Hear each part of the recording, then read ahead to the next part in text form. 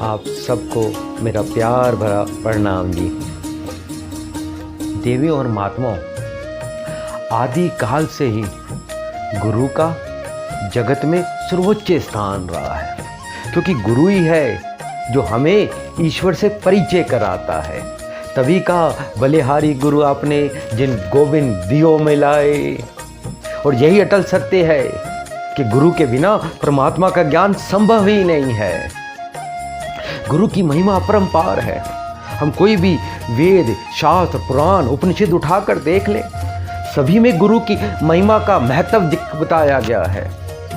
स्कंद पुराण गुरु गीता के वो उस श्लोक के अनुसार गुरु ब्रह्मा, गुरु विष्णु, गुरु देव महेश्वरा, गुरु साक्षात पर ब्रह्मा, तस्मै श्री गुरुवे नमः। इस श्लोक में गुरु के महत्व को बतलाया गया है। गुरु को परमात्मा के तुल्य बताया गया है। गुरु का जगत में ही नहीं, पूरे ब्रह्मांड में सबसे ऊंचा स्थान है। देवताओं की सभा चल रही थी कि संसार में सबसे बड़ा कौन है। कुछ देवताओं ने कहा कि संसार में सबसे बड़ी पृथ्वी है जो सबका भार उठाती है।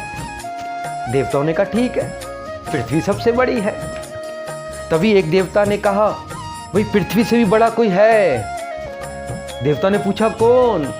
कहा शेषनाग, जिसने पृथ्वी का भार उठा रखा है। देवताओं ने कहा ठीक है, शेषनाग सबसे बड़े हैं। तभी एक देवता ने कहा यदि शेषनाग सबसे बड़े हैं तो शंकर जी के गले में क्यों पड़े हैं? इसका मतलब हुआ कि शंकर जी सबसे बड़े हैं। देवताओं ने इस बात का समर्थन किया। तभी उसी सभा में से एक देवता ने कहा कैलाश पर्वत सबसे बड़ा है। देवताओं ने पूछा वो कैसे? कहा क्योंकि शंकर जी कैलाश पर्वत पे खड़े हैं, इसका अर्थ हुआ कैलाश पर्वत सबसे बड़ा है। तभी एक और देवता उठे, उन्होंने कहा पर्वत से भी कोई बड़ा है। देवताओं ने पूछा कौन? कहा हनुमान जी, जिन्होंने अपने हाथ पर पर्वत उठा रखा है, इसलिए हनुमान जी सबसे बड़े हुए। सभी देवताओं ने इस बात का समर्थन किया। तभी एक देवता उठे, उन्होंने कहा हनुमान जी से बड़े राम जी हैं, क्योंकि हनुमान जी राम जी के चरणों में बैठे हैं, तो राम जी सबसे बड़े हैं। देवताओं ने इस बात की स्वीकृति दे दी। सभा समाप्त होने वाली थी। तभी पीछे से एक देव उठे, उन्होंने कहा मैं भी अपनी बात रखना चाहता हूं। देवताओं ने कहा रखिए, आप भी अपनी बात रखिए। उस देव ने कहा आप सबकी बात मैं सुन रहा था, आप सब ने अपने अनुभव से सही कहा, किसी ने गलत नहीं कहा, लेकिन ये बात अधूरी है, ये पूर्ण नहीं है। देवताओं ने कहा आप पूर्ण कर दीजिए। उस देव ने कहा श्री राम जी गुरु वशिष्ठ के चरणों में लेटे हुए हैं, दंडवत नतमस्तक हुए हैं, और उसी के चरणों में लेटा जाता है जो सबसे बड़ा होता है।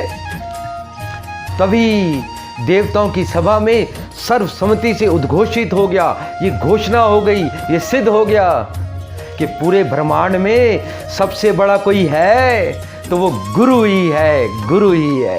गुरु का सर्वोच्च स्थान है। तभी तो कबीर ने कहा कि तीन लोक नौ खंड में गुरु से बड़ा ना कोई। गुरु ही है जो मुझे लोक का सुख और परलोक का आनंद देता है, जो मुझे परमात्मा का ज्ञान देकर परमात्मा से जोड़ देता है।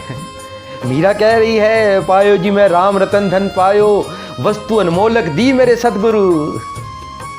सजनों, दुकान का मूल्य आंक सकते हैं, वस्तु का मूल्य बांधा जा सकता है, संसार के में सभी वस्तुओं का मूल्य बांध सकते हैं, लेकिन गुरु का मूल्य नहीं बांध सकते, क्योंकि गुरु अमूल्य होता है, गुरु की कृपा अनमोल होती है।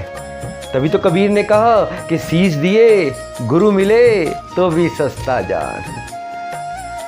प्रियजनों, सद्गुरु होता है गुरु के रूप में, जो इस आत्मा को जन्म मरण के चक्रों से छुड़ा देता है।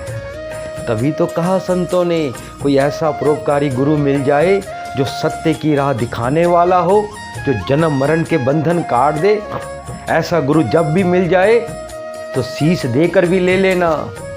देर मत करना, ज़्यादा सोच विचार मत करना, क्योंकि गुरु ही सबसे बड़ा होता है, सबसे बड़ा होता है, सबसे बड़ा होता है।